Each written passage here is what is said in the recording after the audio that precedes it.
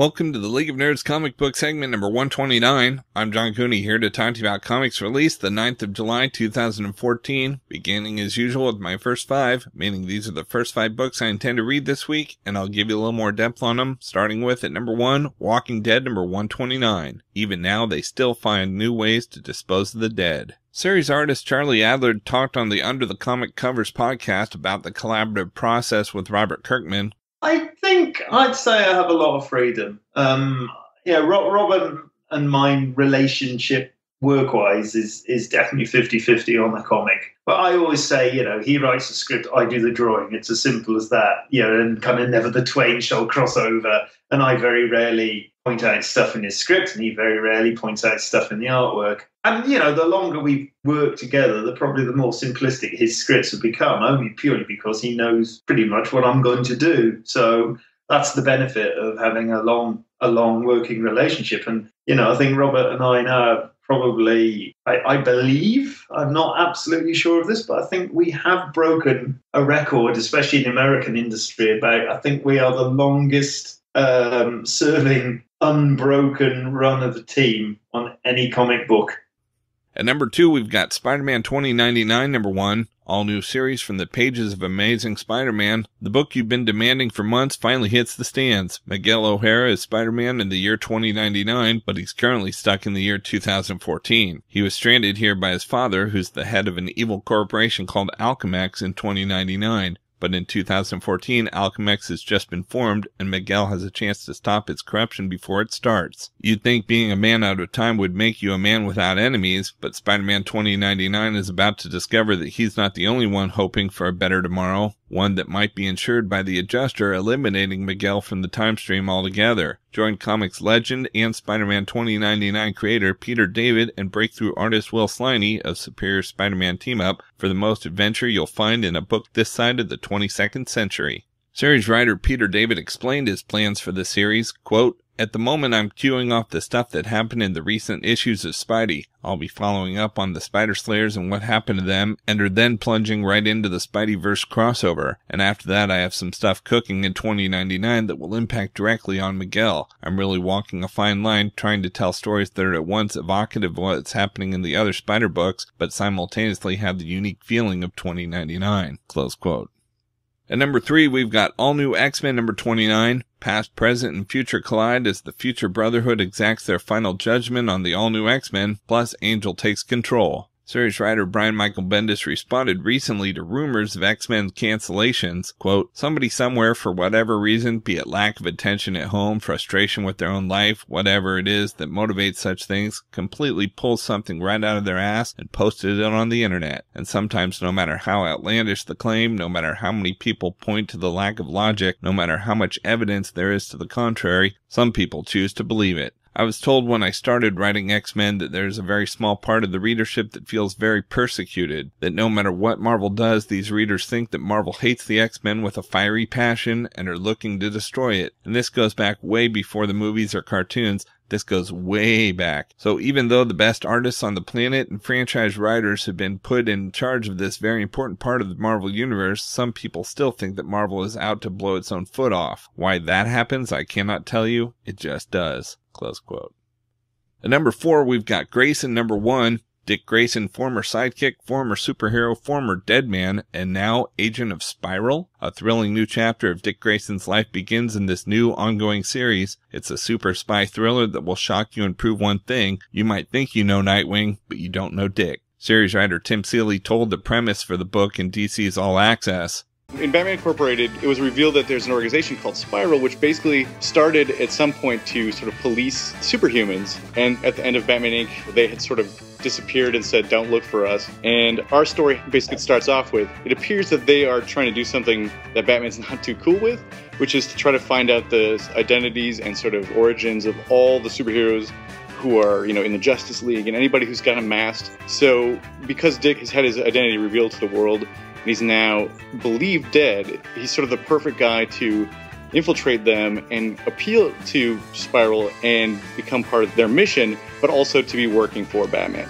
At number 5, we've got United States of Murder, Inc. Number 3. Valentine is a made guy, and Jagger is a hit woman working for the most powerful family in the world. Now they've been tasked with finding out who has violently betrayed their entire way of life. But Valentine is carrying a massive secret, one that would send the entire country into a civil war. All this, and we're introducing new characters on almost every page. From the creators of Eisner Award-winning Powers comes a brand new creator-owned blockbuster in the making. Series writer Brian Michael Bendis clarified the distinction of this series from his other work, quote, "It's a completely different universe with completely different characters. Everything about what we're doing is from how I approach the scripts and Mike on the artwork to how we approach the color choices is different from what we do with Powers. Because we have a certain rhythm and sound when we work together, fans of Powers are going to be very excited about what we're doing here. As you can see from the preview pages, this is what we do, yet it's also new groundwork for us," close quote. Series artist Michael Avon Alming added, quote, "I think this is a completely unique crime series. It's never been done before. It's an American crime drama set in an alternate now, but it's not science fiction or fantasy. It's not like putting the mob in space or some other shorthand for thinking," close quote.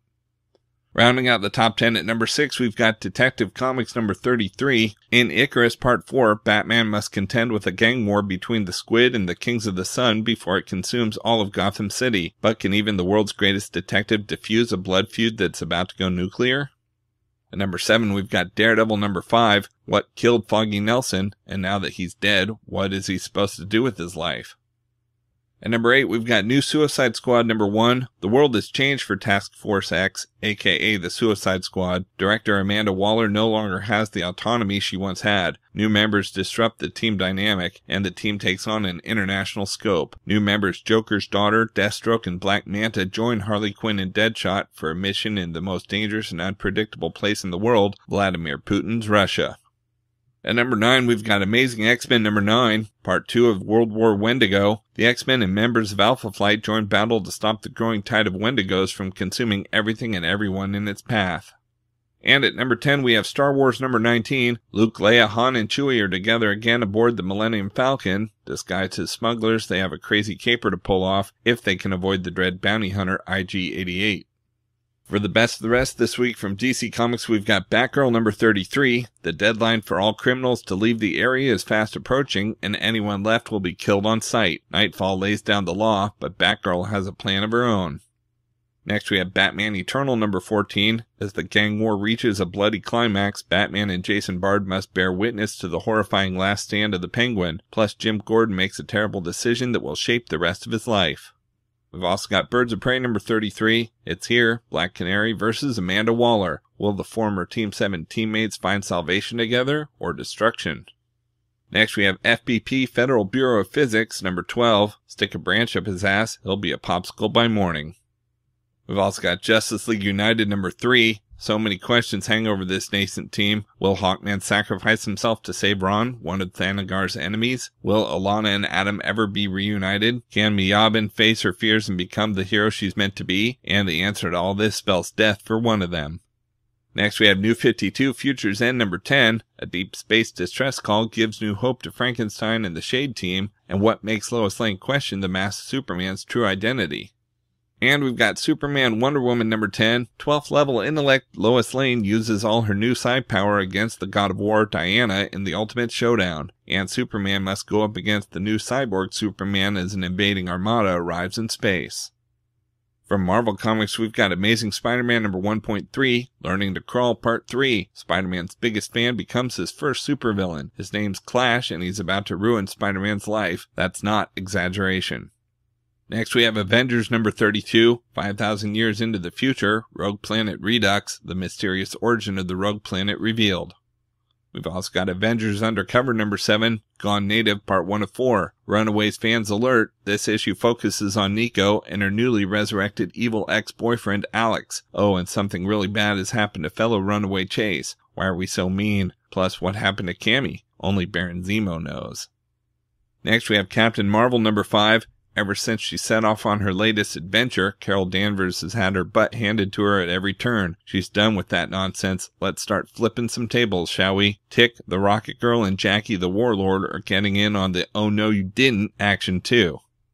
We've also got Nightcrawler number 4. The mastermind behind the attacks on Nightcrawler's loved ones is revealed, and when Nightcrawler calls upon his friends for backup, the fight comes to the Jean Grey school. But torn between two worlds, his family and the X-Men, who will Nightcrawler stand by? One thing's for sure, when the dust settles, one of his worlds will be changed forever.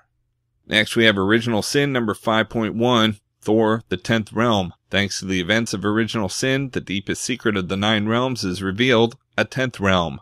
Thor and Loki embark on a quest to discover the strange new world and the sister Thor never knew he had, Angela. But can Loki be trusted? And will brother and sister murder each other before the truth comes out?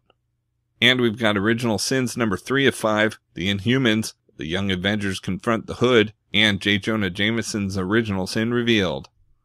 From Dark Horse Comics, we've got Terminator, Enemy of My Enemy number 4 of 6. When a mercenary army with sinister motives joins the hunt for Dr. Elise Fong, ex-CIA operative Farrell Green is no longer sure if she's Fong's kidnapper or rescuer. Meanwhile, a tireless, merciless Terminator remains intent on murdering Fong before anyone else can learn her secrets. And we've got Terminator Salvation, the Final Battle number 7 of 12, as the deranged Thomas Parnell employs the Terminator army to wreak havoc on both the human resistance and Skynet. The computer network calculates a single operation for survival, and its plans require John Connor. From Dynamite Entertainment, we've got Magnus Robot Fighter number 0 one-shot, an all-new Gold Key adventure spinning directly from the events of Magnus Robot Fighter number 4. Magnus is a robot fighter, but not the robot fighter. How has the merciless Leia human hunter kept the robot fighters from causing chaos on Earth? And how does it tie into the Singularity? It's overstuffed action and intrigue from Fred Van Lent and Roberto Castro. Next we have Magnus Robot Fighter number 5, all-new story, The Uncanny Valley. Descending into the substructure, Magnus encounters the ghosts, a bizarre collection of feral humans living outside the robot society. Can Magnus hold his own against these freedom fighters? Hint, Magnus isn't the best at fighting non-robot stuff. Jump on board the coolest new series of 2014, courtesy of Fred Van Lent and Corey Smith. And we've got Turok Dinosaur Hunter number 6. Greg Pak and Takashi Miyazawa reunite for a vision of Turok you never saw coming. Who are the strange female warriors from the West? Who are their masters? And how have they tamed flying dinosaurs? From IDW Publishing, we've got Star Trek number 35. The Q Gambit begins here. The crew of the new Star Trek film franchise encounters the classic Trek villain Q for the first time, only in this all-new 6-part galaxy-spanning adventure developed in association with screenwriter-producer Roberto Orci. The mischievous Q sends James T. Kirk on quest that will see the Enterprise joining forces with familiar faces from Star Trek lore, beginning with the crew of a certain space station. And from Valiant Entertainment, we've got Armor Hunters number 2 of 4, Surrender the Armor or Earth Will Die. Following the shocking final moments of the previous issue, the Armor Hunters have made their intentions clear, and unless Exo Manowar is turned over to them immediately, thousands of innocents will become additional casualties of this already brutal war. Valiant's most formidable heroes are about to go on the offensive, but the Armor Hunters have another trick up their sleeve, and this one will change the battle forever. Who will live? Who will die? The world will know what it feels like to be powerless as Valiant's big summer blockbuster continues. And we've got Rye number 3, Nothing is What It Seems, Not Even Yourself. A seemingly random murder, the first in 1,000 years, is unraveling the mysteries of the heart of Rye's very existence. As the country of Japan completes another orbit around 41st century Earth, Rye, its sole protector, turns his investigations towards two figures he never questioned before: Father, the AI that controls Japan, and himself.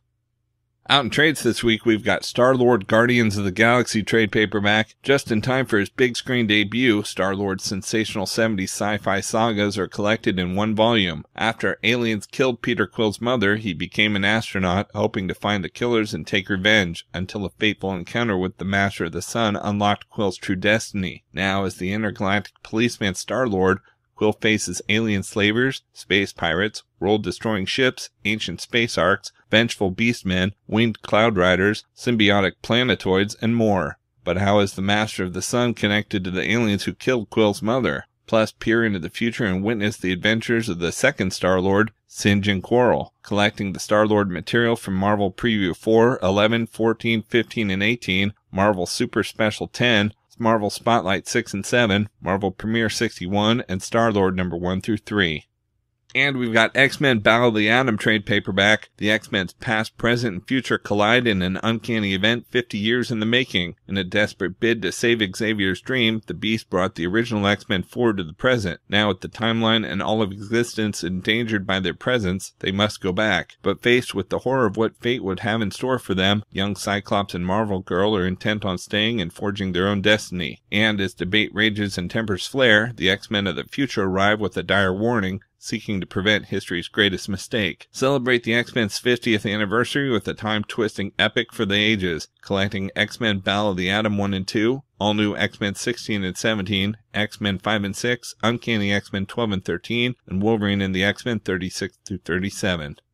Okay, so that's just a few of my favorite books out this week. There's still plenty of others available, and I broke out all the Marvel titles this week in their own video, as well as a separate video for all of DC, and even a video with the top independent publishers, and you can find them all on my YouTube channel at he'sgotissues.com. And we'll also have links up on the leagueofnerds.com, our Facebook page, so be sure to like us there too. And of course, you can follow everything I'm reading on Facebook, Pinterest, Tumblr, or Twitter. You can find links to everything in the About section at he'sgotissues.com. And a reminder that both He's Got Issues and the League of Nerds are proud members of the Comics Podcast Network. So until next week, I'm John Cooney, and I've got issues.